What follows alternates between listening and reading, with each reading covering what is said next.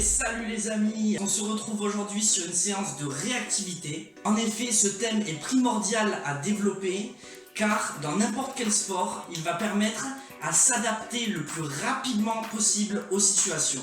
En effet, ce travail va permettre de réduire le délai entre la réception d'un stimulus et le choix de la décision la plus pertinente à prendre. Avant de débuter ma séance, n'oubliez pas de vous échauffer articulairement et d'un point de vue cardiovasculaire également.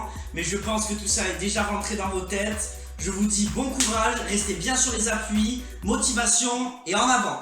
Je vais donc te diviser ta séance en 2 exercices composés chacun de 5 séries de 10 répétitions avec 1 minute 30 de récupération entre chaque série. Pour le premier exo, tu vas aligner 2 objets l'un à l'autre. Il s'agira de bondir d'un objet à l'autre tout en faisant attention aux signaux de ton camarade qui détermineront ton moment de départ sur un sprint de 10 mètres. À chaque série, tu alterneras une série en saut de patineur, c'est-à-dire d'un pied à l'autre, et une série en saut pieds joints. Il y aura des signaux de type sonore et des signaux de type visuel. Alors garde tes yeux et tes oreilles ouverts, concentre-toi bien et pense à bien pousser sur la jambe pour partir sur le sprint. Pour le deuxième exercice, tu viendras te placer devant un mur avec un camarade qui détiendra des balles de tennis qui se positionnera derrière toi.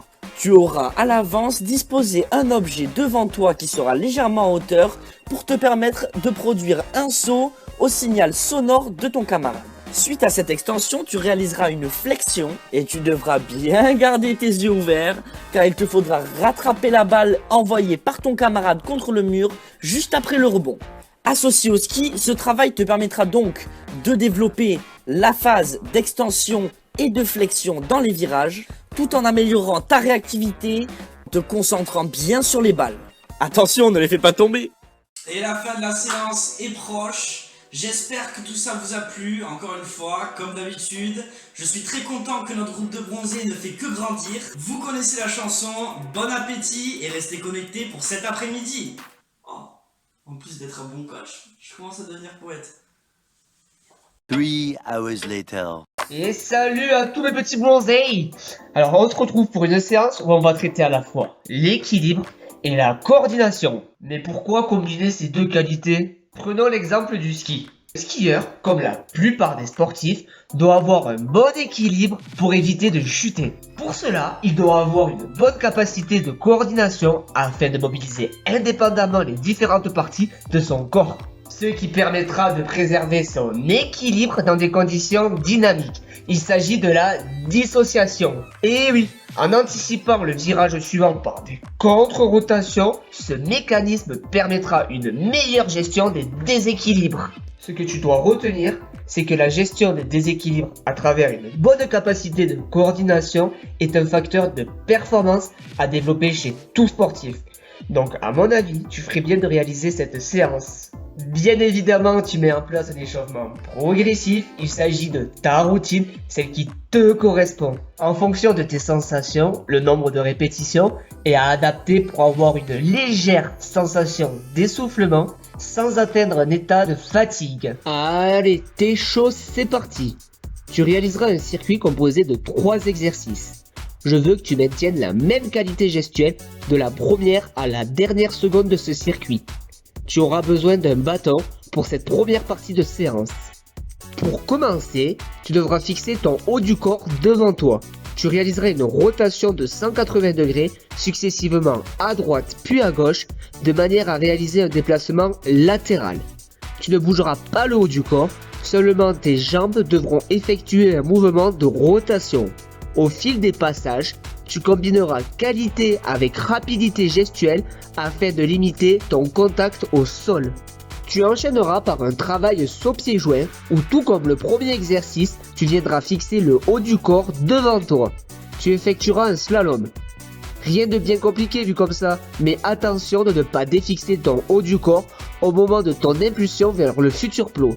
On a tendance à céder de tout notre corps lors d'un changement de direction. Mais dans cet exercice, tu sortiras de ta zone de confort en te servant uniquement des membres inférieurs pour rejoindre le plot suivant. Tu peux écarter la distance latérale des plots d'une série à l'autre si tu te sens à l'aise. Pour compléter ce travail de fixation du haut du corps, tu vas t'aider des 2 exercices précédents pour réaliser le dernier. En effet, sur ce travail de slalom, tu viendras effectuer des 180 degrés successivement à droite puis à gauche au moment de la réception sur le futur plot. Cet exercice te demandera de la coordination afin d'alterner tous les 180 degrés d'un sens à l'autre. Pense à anticiper chaque saut pour faciliter ta fixation du haut du corps. Commence par un écart latéral faible, tu auras le temps au fur et à mesure des séries d'augmenter la distance. Ce circuit qui te permettra de développer ta dissociation sera réalisé 8 fois avec une récupération de 1 minute 30 entre chaque passage. A few minutes later. Bien, je vois que la première partie de séance t'a motivé, alors continuons. Tu devras réaliser 2 parties dont la première sera composée de 3 exercices et la seconde de 2 exercices. Pour le premier exercice, tu devras effectuer des squat jump simples en te déplaçant en avant, en arrière et sur les côtés. Tu devras en aucun cas regarder où tu atterris.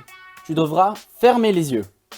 Pour le second exercice, tu auras les yeux ouverts et tu devras effectuer un squat jump et assimiler une rotation de 180 degrés sur toi-même en restant sur place. Tu devras être le plus stable possible à l'atterrissage et avoir les pieds parallèles. Pour voir si tu t'es déplacé pendant la rotation, je t'invite à mettre des repères au sol. Pour le troisième exercice, ça sera exactement la même chose que le précédent. Seule la rotation changera. Elle sera de 360 degrés. Donc un tour complet sur toi-même. Avant d'attaquer avec la seconde partie, tu prendras 5 minutes de récupération. Tu devras pour le premier exercice effectuer des déplacements avant, arrière et sur les côtés. Ces déplacements seront sur un pied et tu démarreras en squat jump. Tu devras être stable et ne surtout pas regarder tes pieds lors de la réception. Pour le deuxième exercice, tu t'en doutes sûrement, tu devras effectuer la même chose en ajoutant une rotation à 180 degrés. Pense à légèrement rentrer ton pied vers l'intérieur pour stabiliser au mieux ton appui. Pourquoi ? Pour limiter tout traumatisme des membres inférieurs. Tu devras réaliser pour chaque exercice 5 à 7 répétitions parfaitement effectuées avant de changer d'exercice. L'équilibre est essentiel pour le sportif. Dans une situation dynamique à une vitesse importante où il faut faire des mouvements et résister à des contraintes extérieures, rester équilibré implique une intégration de toutes les informations sensorielles, proprioceptives, visuelles, vestibulaires et une réponse optimum de tous les muscles impliqués dans le contrôle de la posture, notamment ceux du membre inférieur et du tronc.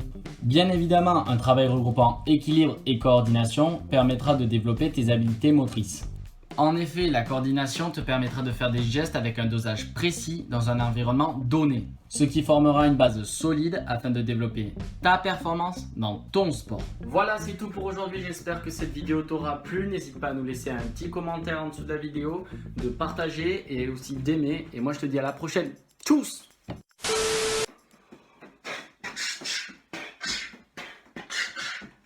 À la fin de la vidéo, tu trouveras un tableau qui a été fait par Lola Sexo. Donc plus d'excuses pour la séance d'aujourd'hui, tu fais ta capture. Sinon...